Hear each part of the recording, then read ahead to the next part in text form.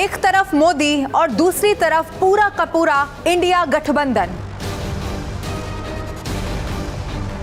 और वहां केजरीवाल का नया ठिकाना तिहाड़ का बैरक।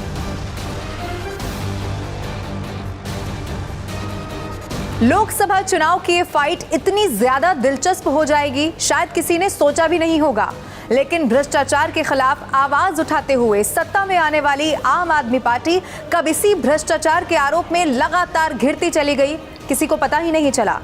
और इसीलिए अब सवाल यह है कि क्या राज्यों में सिर फुटअव्वल के बावजूद एकता का बखान करने वाला ये इंडिया गठबंधन क्या सच में लोकतंत्र को बचाने की कवायद में है या खुद के अस्तित्व को? ऐसे कई सारे सवाल हैं जिनका जवाब जानने की कोशिश करते हैं और शुरू करते हैं बात चुनाव की।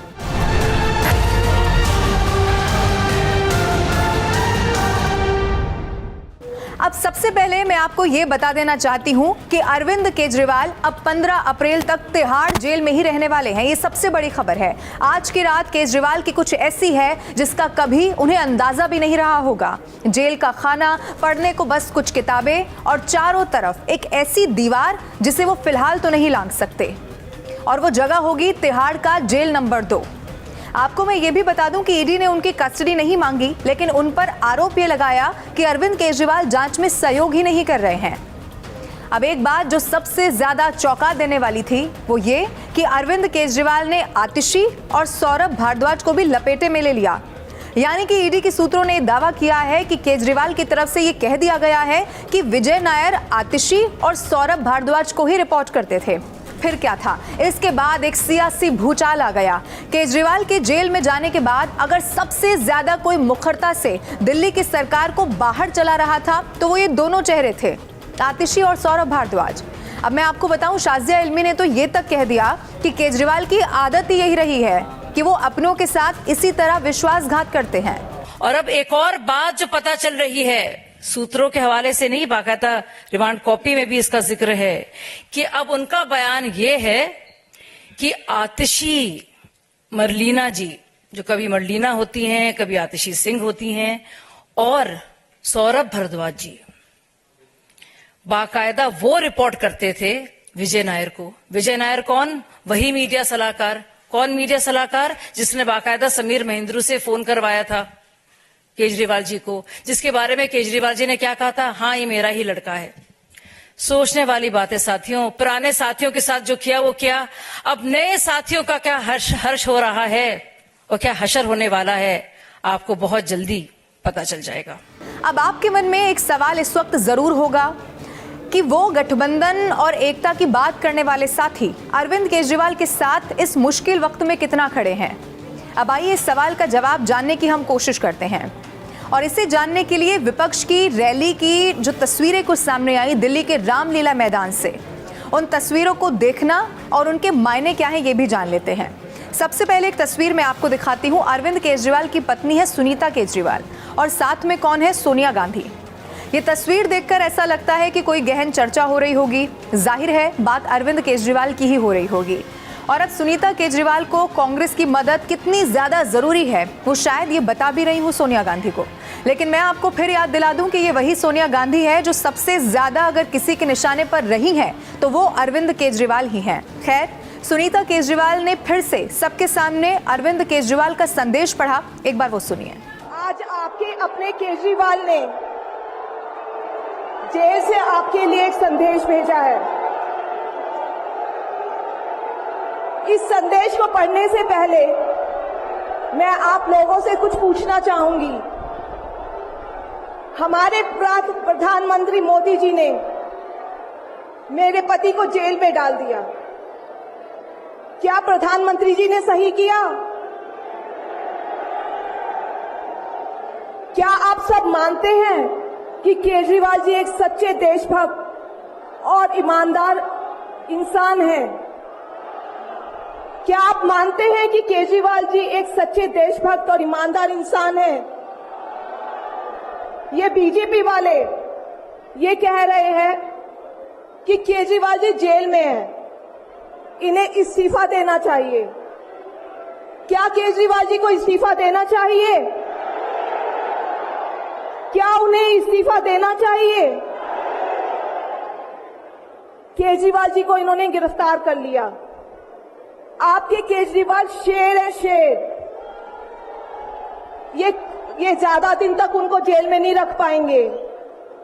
करोड़ों लोगों के दिल में बसते हैं केजरीवाल।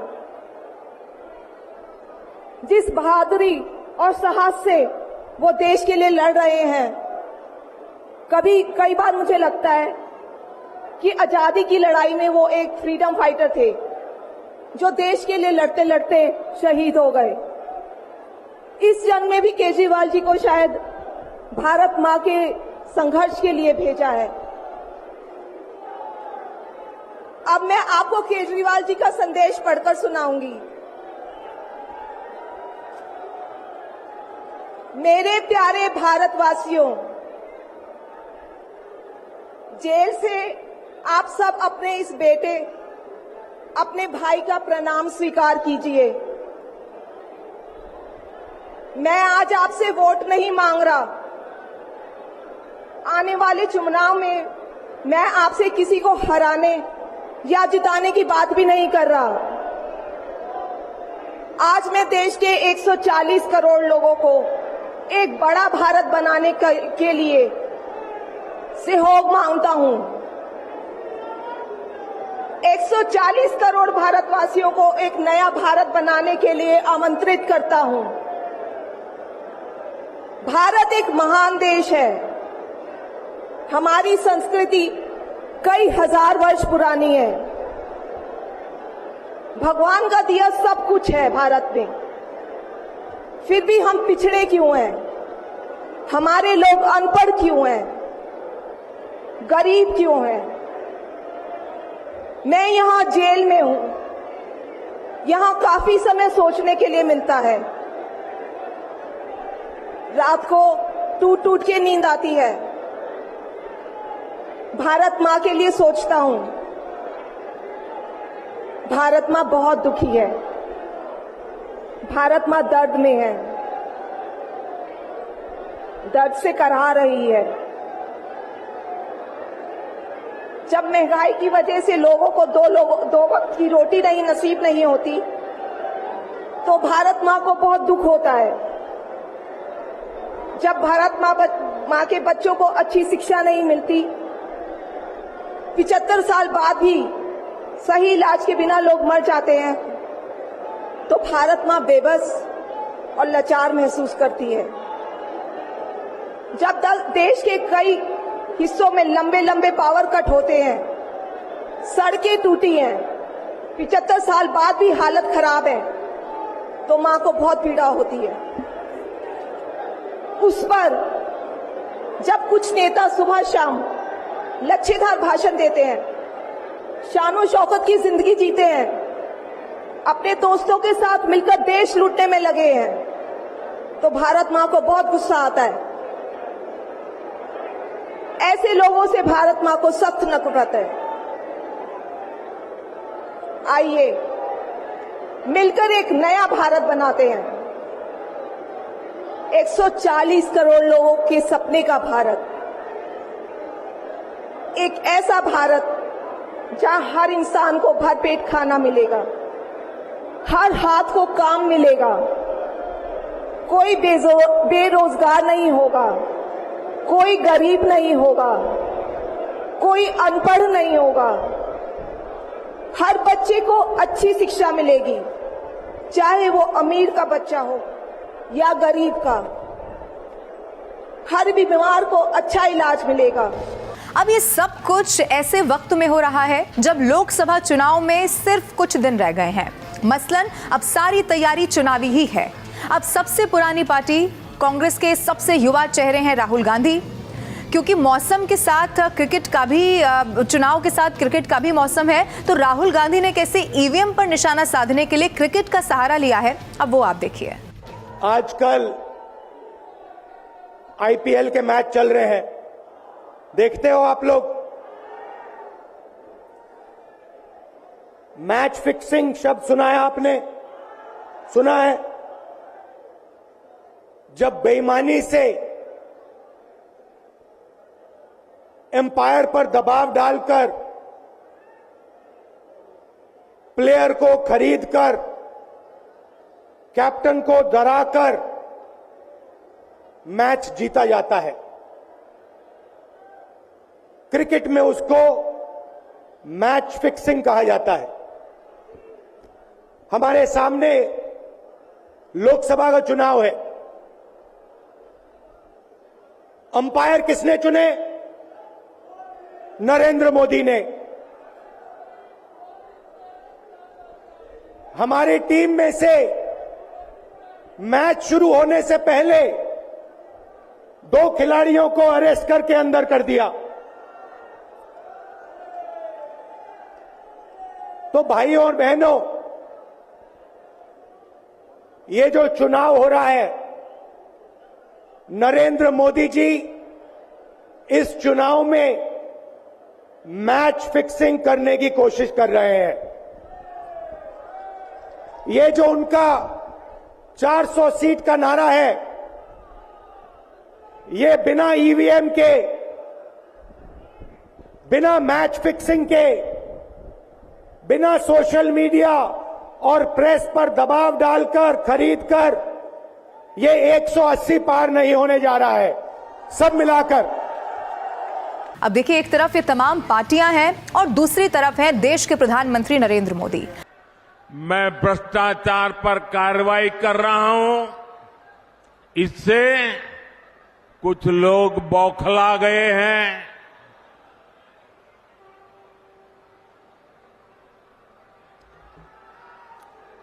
वो अपना आपा खो बैठे हैं।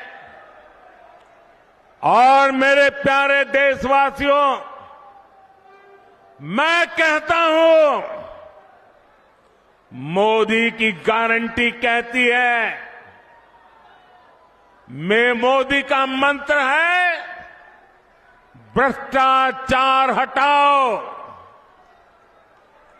वो कहते हैं, भ्रष्टाचारी बचाओ। ये चुनाव इन 2 खेमों की लड़ाई है। एक खेमा एनडीए का, जो भ्रष्टाचार हटाने के लिए मैदान में है। दूसरा वो खेमा जो भ्रष्टाचारियों को बचाने के लिए मैदान में है। फैसला आपको करना है।